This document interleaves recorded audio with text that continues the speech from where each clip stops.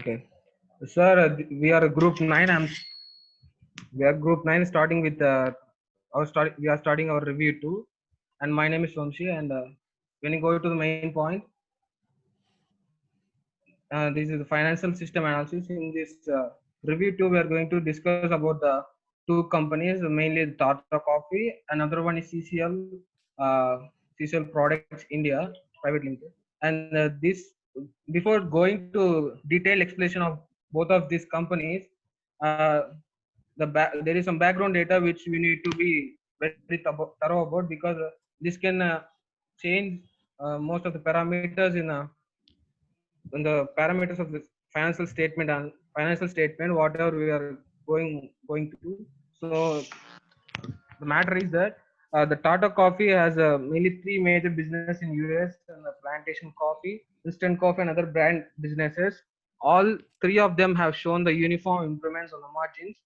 So the company is also having a lot of production sectors around the world in order to compensate the coffee bean price and availability. Moving to the next slide, and the financial statement analysis is said to be more effective. Means the quality statement, which mainly depends upon the net worth and total liabilities. And given in the financial statement, the probability and the risk comparisons, there has been a steady increase in the net worth, which results in the decreasing and the increase of shares and increase in probability of the shares that has been owned. And the further details are carried about my teammate.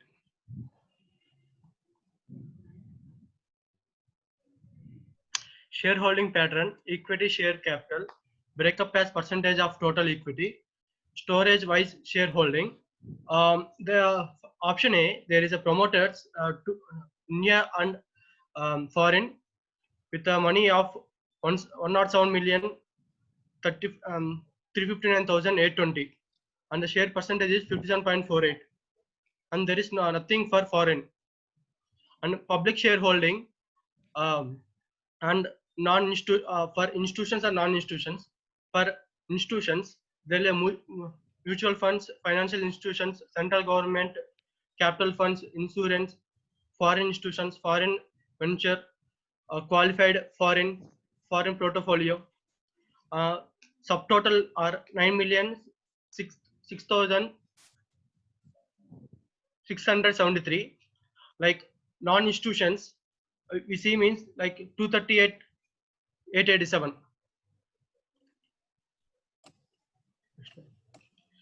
Like a grand total of ABC 182,133,100, and share is 100% for both.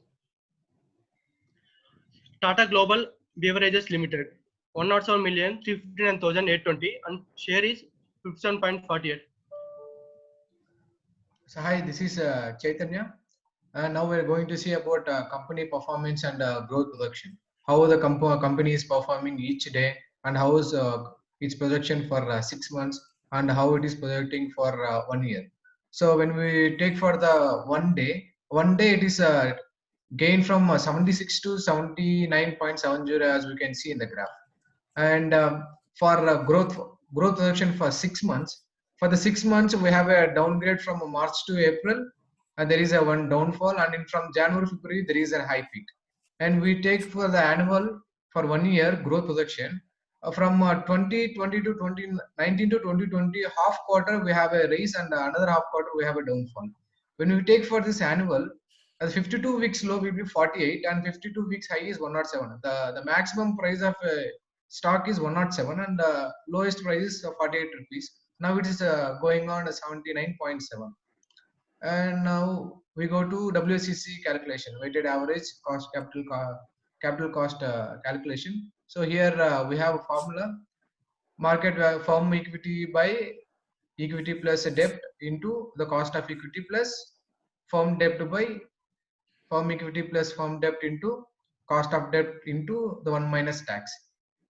Here when you come when we do for the Tata Coffee WACC calculation, here for firm equity, first we need to have a shares outstanding presently. For Tata Coffee we have shares outstanding 186 million, and for present stock price for each share is 79.3. how we calculate firm equity. Firm equity equal to the product of shares outstanding into share value. We'll get 148,10861. And same firm debt. Firm debt will be the current debt with the long-term debt. We get 115,48156. And the cost of equity. Cost of equity we calculate by taking the dividends of the stock prices, and the cost of debt. Cost of debt will be 17.83. In total, we have a 26359, and tax rate is 29.54. And tax rate is calculated by the tax before paying tax, and the tax at the rate of tax it is paying it. And now we're going to proportion for a E by B ratio. We have a 3.697, and a proportion for a debt with tax 5.5. In total, we have WCC 9.2043. The same way, when we calculate for CCL we get WCC equal to 0.1859. So the weighted average capital cost for Tata is 9.2, and for CCL is 0.185. So here weighted cost shows CCL is best for putting money on the stocks. Now then further is discussed by our class. Good evening, sir. This is Tejashwini. I'm going to talk about beta calculation. The beta calculation is used to help investors understand whether a stock moves in the same direction as the rest of the market. It provides insights about how volatile or how risky a stock is relative to the rest of the market. Ultimately, an investor is using beta to try to gauge how much risk a stock is adding to a portfolio. For a beta to provide any useful insight, the market that is used as a benchmark should be related to the stock. Here we are to calculate the beta coefficient. We are using two variables, that is the return on the individual stock, that is the RE, the return on the overall market, that is the RM. We can calculate beta coefficient using two formulas, which includes covariance or correlation. Any of the thing works. Here we are using the same formula to gauge beta for Tata. We are using the data provided in the financial document, and we are calculating beta calculation for Tata. We got the value as 0.045, and for CCL, next slide. For CCL, we got around 0.4038.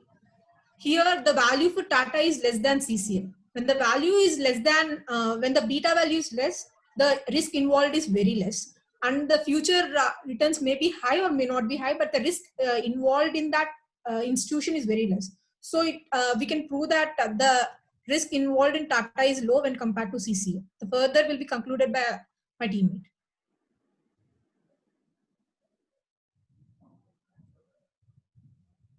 Hi, I'm Abhiram. Now I'm going to discuss about cash flows. Cash flows are something, the amount which is coming and going out of the company. Now coming to the cash flows of CCL products, it has net income of 15 lakhs, and it has inventory of negative, its working capital is less, and other non-cash items which are not performing well. And coming to the free cash flows, it has minus 7 lakhs, so it don't have any money to rise investment or something like that. Coming to Tata Coffee, it has net income of 8.24 8 lakhs. It is less than CCL products as it has less turnover than that. Its other non-cash items is around 19 lakhs, which is quite impressive, and it has ready money to do anything. So Tata Coffee would be good pick. Thank you. Okay. No, after I put direct cost of. Okay. Now we're going to see about annual report for Tata Coffee that we have given, and here the valuation is for from 2019 financial year reports. So the origin of Tata Coffee is given in India, and the type of industry is beverage, soft, and its revenue. The revenue for this current financial year is in 1,986 millions. It is in the millions. Then operating income in the sense the present working capital cost. Capital cost is 264.83 millions, and the interest expenses. which means the interest that is paying for debt, current debt and long-term debts, it has 64.76, which means it has less debts in all corporate or central government issues. And what is the book value of equity? Here, the book value of equity is the current price for each public share and divided by the total number of shares present. It is a book value for equity. And in for debt is also same. The current available debt divided by the total number of values of shares, and it is a book value of debt. So now we'll go to R&D expenses to capitalize. R&D expenses. Companies like Tata Coffee doesn't need any R&D expenses. It don't have any such things. Cash and marketable securities, as they're a large company, they invest in different assets like any shares, bonds, etc. It has grown to some 85 crores, 85.98 crores. Nice it is. And other non-operating assets are the assets are incomes that are not coming from their business and the other businesses like that. It is 265 crores. And minority interests, as its parents group is Tata Group, we don't have any major minority interests. It is like that. Thank you. Hi, I am Mukesh Verma. Current stock price in like India and Tata is equal to 18.6. Tax rate is equal to the effective tax rate is the average tax rate paid by an individual or corporation. Effective tax rate represents the percentage of their taxable income that individuals have to pay in taxes. That one for corporation, the effective corporate tax rate is the pay on their pre-tax profits. For an individual, ETR is equal to total income divided by total tax. Like ETR is equal to total tax divided by tax rates are separated by income levels into 7 boxes of brackets. Yeah, that's it. Now next, revenue growth. Now I'm going to talk about the revenue growth. Here, the growth rates are used to express the annual change in a variable as a percentage, such as revenues or investments. Growth rates can be beneficial in assessing a company's performance and to predict future performances. The compound annual growth rate is the rate often used to assess an investment or company's performance. Here we are taking it as 3%. Next, it's the operation margin. In operation margin, also known as return on sales, is a good indicator of how well it is managed and how risky it is. It shows the proportion of revenues that are available to cover non-operating costs like paying interest, which is why investors and lenders pay close attention to it. Highly variable operating margins are a prime indicator of business risk. Next, we are going to talk about compound annual growth rate. The operation margin is around 3%.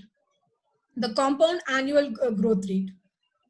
The compound annual growth rate is one of the most accurate ways to calculate and determine returns for anything that can rise or fall in value over time. Investors can compare this of two alternatives in order to evaluate how well one stock performed against other stocks in a peer group or against a market index. It does not reflect investment risk. Here we are taking it as 12%. And the pre-tax profit margin. The pre-tax profit margin is a financial accounting tool used to measure the operating efficiency of a company before deducting taxes. The ratio tells us how many cents of profit the business has generated for each dollar of sale and is a useful tool to compare companies operating in same sector. The pre-tax profit margin is sometimes preferred over the regular profit margin, as tax expenditures can make profitably comparisons between companies and is misleading. Here the pre-tax operating margin is around 9%. The other things will be continued by my teammate. Cost of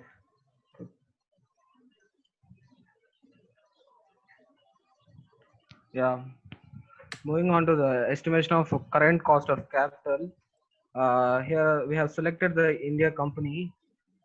Then after we have noted down this 18.6 number of outstanding shares on the previous input, and the current price per share is like 79.70, as when we have calculated it's like that. And then after the beta, when the beta, when the time of we have calculated, it was like 0.95. So beta is like an indicator. When the beta is 1, actually the market beta is 1.